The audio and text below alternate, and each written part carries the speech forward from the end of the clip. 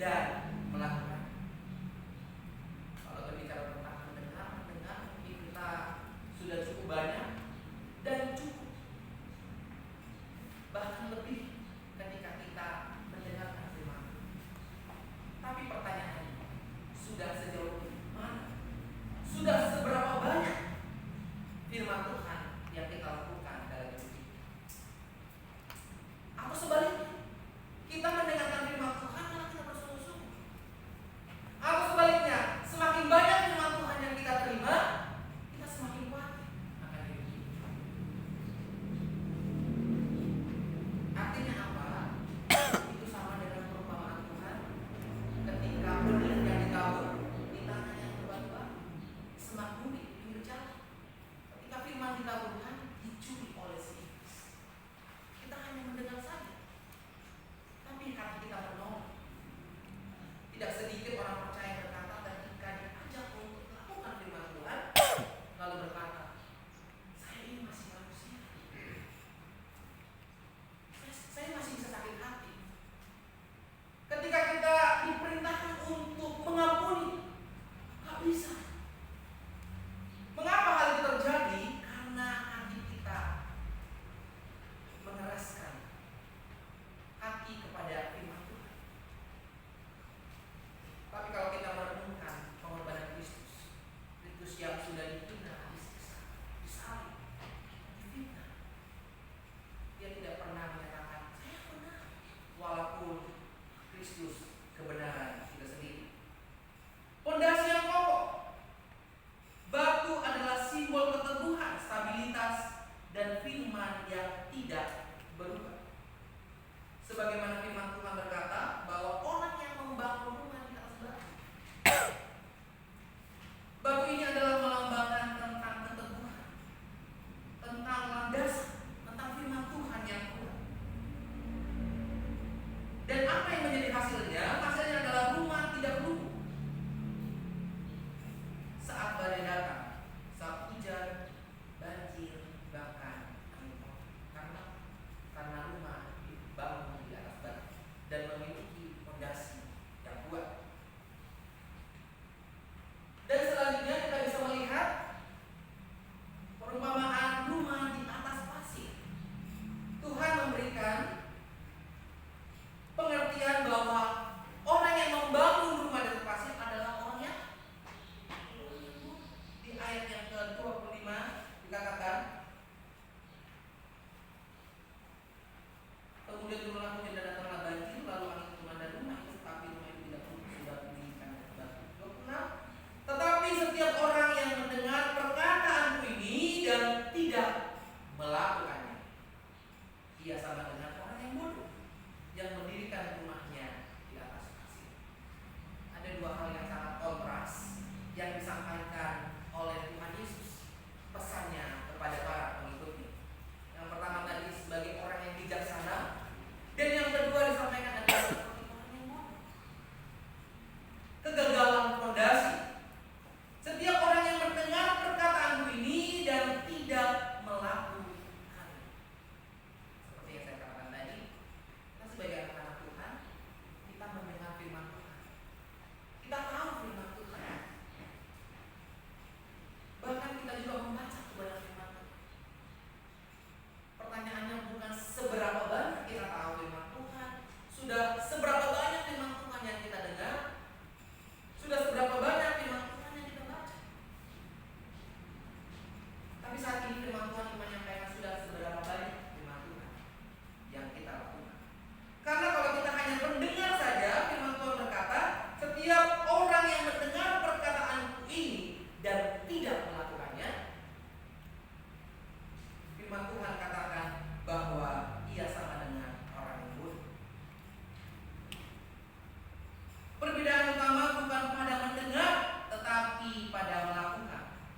Hanya mendengar tanpa melakukan adalah kebodohan spiritual. Ketika hanya mendengar dan tidak melakukan perubahan, kita akan sama. Ini bukan berbicara tentang kebenaran firman Tuhan saja. Bahkan kita pun orang yang dinasihati, diingatkan, ditegur,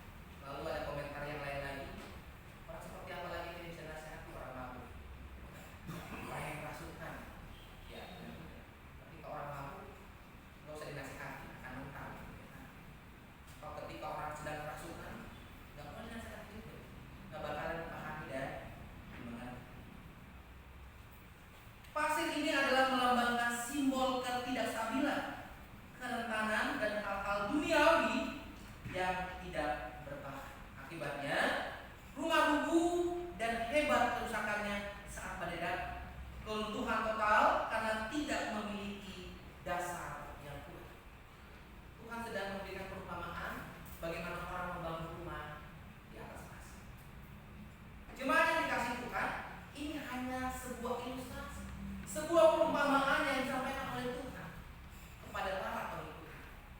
Sesungguhnya Tuhan ingin berbicara tentang iman yang kita terima, iman yang kita dapat.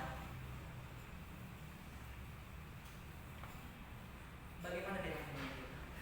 Apakah kita sungguh-sungguh punya iman percaya kepada Tuhan? Apakah kita sungguh-sungguh punya iman untuk melakukan perintah Tuhan? Iman itu berbicara tentang kesungguhan, dasar kita untuk mengikuti Kristus. Kalau kita sudah ragu, kalau kita tidak percaya, bagaimana kita bisa melakukan? Dan kita harus percaya bahwa firman Tuhan ya dan amin. Amin. Jangan pernah ragu, benar nggak ini? Setiap kali saya melakukan firman Tuhan, saya percaya firman itulah firman yang bukan cerita doang. Ya kan? Mari juga saya sampaikan, jangan kita seperti bangsa Israel, bangsa yang bebal. Bangsa Israel sudah melihat keajaiban yang dilakukan oleh Tuhan. Ketika mereka di tanah Mesir, mereka menyaksikan 10 bulan. Tuhan memberikan 10 bulan. Ya kan? Dan bangsa ini dilakukan oleh Tuhan untuk memperbaiki. Dan ketika melakukan perjalanan di padang gurun, Tuhan juga tidak tinggal diam. Dia melakukan mujizat. Tiap awan, tiap api, makanan mana Tuhan sediakan. Tapi ternyata setelah kita baca, apakah bangsa Israel semuanya sungguh-sungguh? Ternyata tidak. Mereka juga masih mengalami kejahatan. Mereka masih mengalami ketidaktaatan. Dan mereka juga tahu ketika mereka tidak taat, hukumannya bukan cuma teguran, bukan cuma jangan, langsung hukuman mati, bisa terbakar, bisa tangan terbelah masuk ke dalam, langsung mati. Dan kita juga harus seperti itu. Sejauh ini hidup kita sudah sebanyak apa kebaikan Tuhan? Mungkin kalau bisa dihitung, kalau saya sendiri tidak bisa dihitung. Menurut saya hari demi hari adalah mujizat dalam hidup saya. Di hidup kita bernafas dalam mujizat. Kita bisa melihat, melangkah, berjalan. Oleh sebab itu kita juga tahu kehidupan kita dalam kehidupan kuliah, dalam kehidupan kalau melakukan ini supaya ini. Oleh sebab itu berpikirlah dengan bijaksana untuk bertindak. Mendengar versus melakukan, fondasi iman. Perbedaan antara mendengar firman Tuhan dan melakukan firman Tuhan menentukan kekokohan hidup spiritual dalam menghadapi badai kehidupan. Seperti yang saya sampaikan tadi, kita bukan hanya saja mendengar. Kalau mendengar, kita semua di sini bisa mendengar. Tapi kuncinya adalah melakukan. Apakah kita sudah melakukan? Kalau kita bisa melihat dalam firman Tuhan, yang mengalami mujizat adalah orang-orang yang hidup dalam keterbatasan. Bartimeus di pintu gerbang kota Yeriko, dia adalah seorang pengemis. Sana dikatakan bahwa Bartimeus adalah memiliki kekurangan fisik, tetapi imannya bertumbuh dalam orang buta, orang lumpuh, orang tuli. Mereka yang dengan kekurangannya memiliki iman yang kuat. Bagaimana dengan diri kita yang memiliki kesempurnaan secara fisik? Artinya kita juga membangun spiritual kita dengan baik. Batu versus pasir, metafora kehidupan. Fondasi batu dan fondasi pasir. Firman Tuhan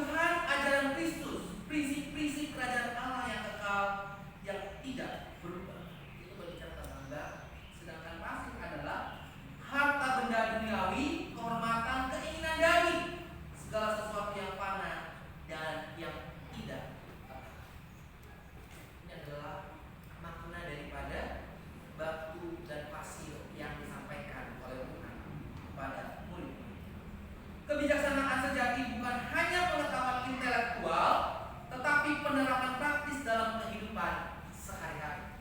Itu berbicara tentang kebijaksanaan. Bukan hanya intelektual, bukan hanya pintar saja. Ya, kalau dikasih keterangan, penjelasan, oh saya udah tahu, saya udah tahu. Kita semua tahu. Kalau ditanya kebersihan, apa nggak tahu. Kalau ada sampah di garis bersih, nggak tahu. Pertanyaannya, apakah kita sekedar pengetahuan kali tahu tentang kebersihan, ketertiban? Tapi firman Tuhan katakan bukan itu, tetapi penerapan yang harus dilakukan. Badai kehidupan, ujian iman yang tidak terhindarkan, lambang ujian, hujan, banjir, angin melambangkan ujian, cobaan dan kesulitan yang pasti datang dalam hidup kita. Dan ujian itu tidak pilih kasih. Itu datang bukan hanya kepada orang yang tidak siap, tapi kepada setiap orang yang siap tidak siap, ujian itu datang. Cobaan pasti datang. Kita sebagai anak-anak Tuhan harusnya berhormat ketika kita hidup di dalam Kristus. Apapun ujiannya, apapun cobaannya, kita pasti bisa melewatinya. Amin.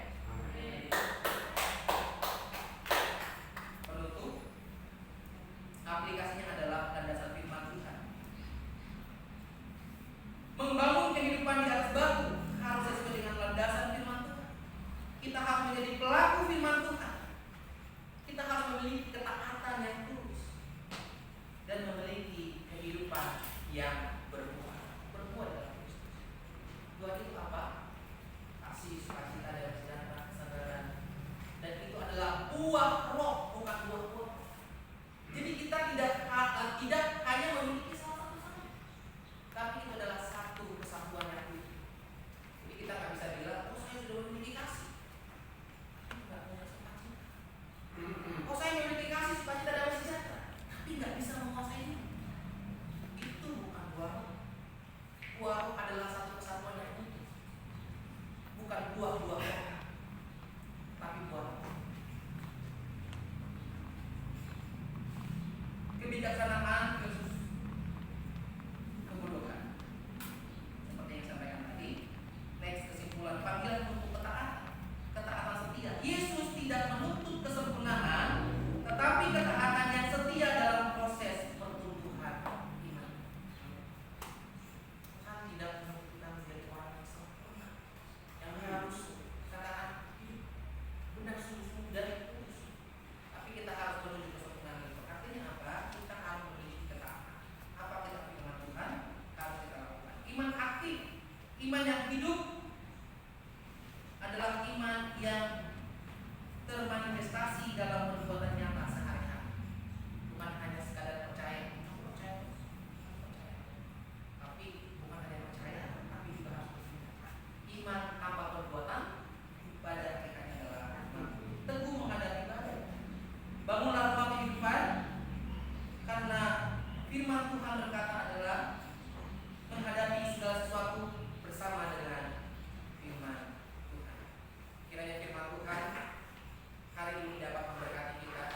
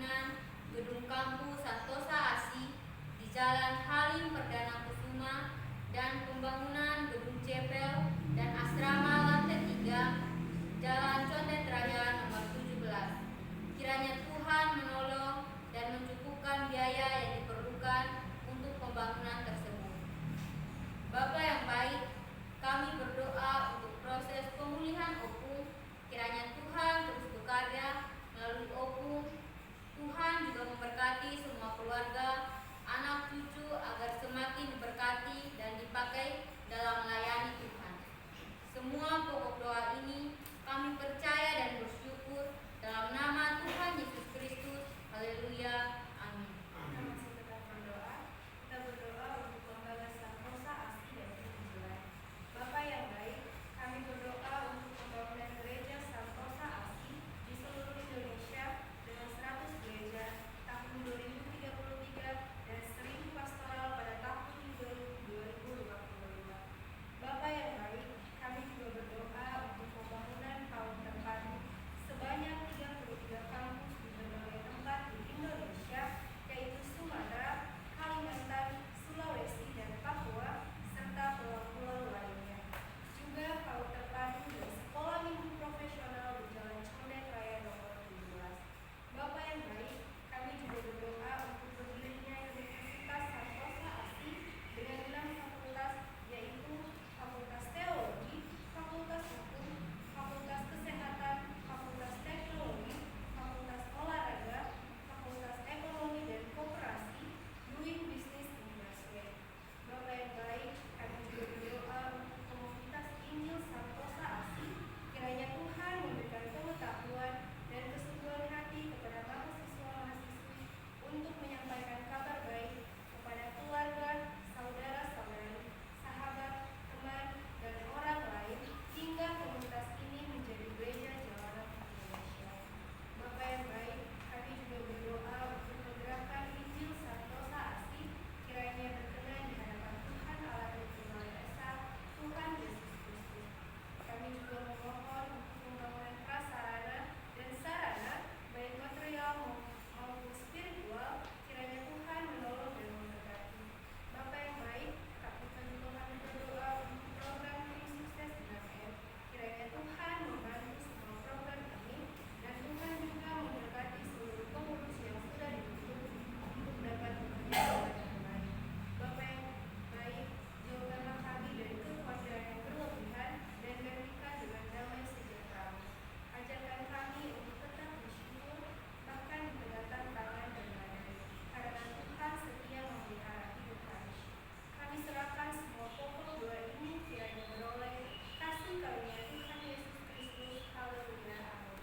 Amin. Mari kita menyembahkan doa kita dengan doa Bapa kami demikian. Bapa kami yang di surga, kuduskan namamu, datanglah kerajaanmu, jadilah kehendakmu di bumi seperti di surga. Berikanlah kami pada hari ini makanan kami yang secukupnya, dan ampunilah kami akan kesalahan kami, seperti kami juga mengampuni orang yang salah kepada kami. Dan janganlah membawa kami dalam pencobaan, tetapi lepaskanlah kami daripada yang jahat. Karena Engkau yang punya kerajaan dan kuasa dan kemuliaan sampai selama-lamanya.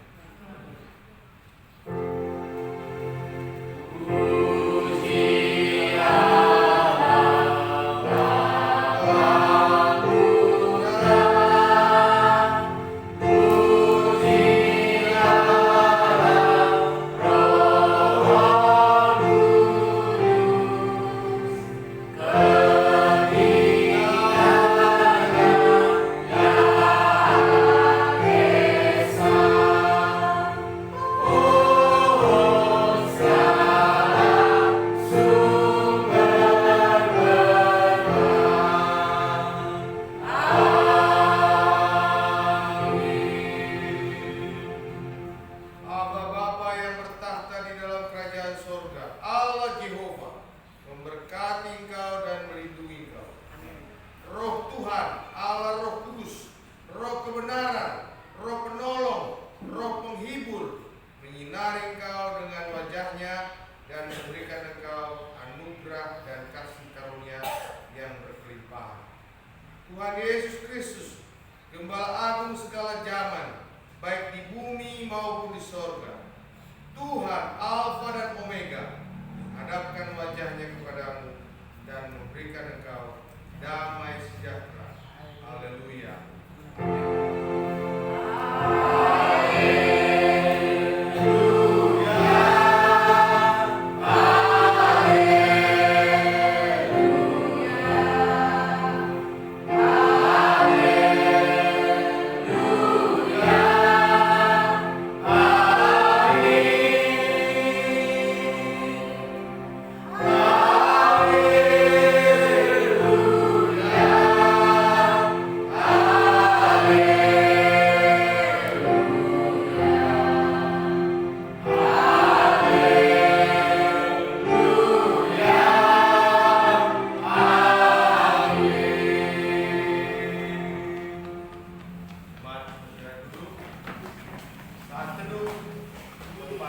masing-masing, serahkanlah hidupmu ke dalam tangan Tuhan. Tariklah nafas kehidupan. Roh Tuhan